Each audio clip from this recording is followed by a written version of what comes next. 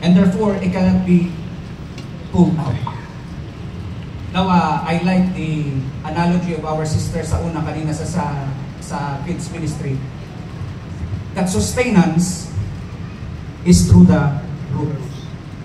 Therefore, you being Christian, us being Christian, if we are not sustained by the nutrient of the gospel of grace,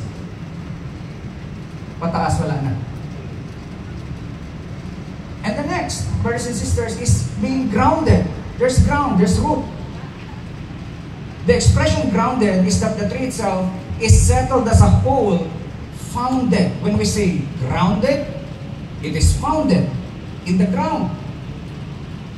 And take note, brothers and sisters, you cannot be founded, you cannot be grounded unless you are rooted. Makakatayo ka lang ng matatag kung ikaw ay founded because you are rooted. Again, what we are talking about, being rooted in the message of the gospel of grace.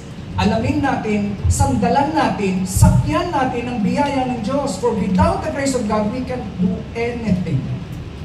Amen po ba? Therefore, brothers and sisters, our foundation to be spiritually strengthened in our inner man, according to the scripture, is to be rooted in faith by being rooted in the gospel of grace. And the same way, brothers and sisters, our foundation in being grounded in loving God above all, and being grounded in loving other people the same way the Lord Jesus Christ loved us, is to be rooted in faith through the gospel. Again, also our foundation in being grounded in loving God above all, that results to loving other people as well, the same way that the Lord Jesus Christ loved us, is to be rooted in faith through the gospel. And when we get to the point that we have become spiritually strengthened, spiritual maturity follows. Nakita po ninyo dito, when you are really rooted, then you will be grounded. Means you are founded and you can stand tall.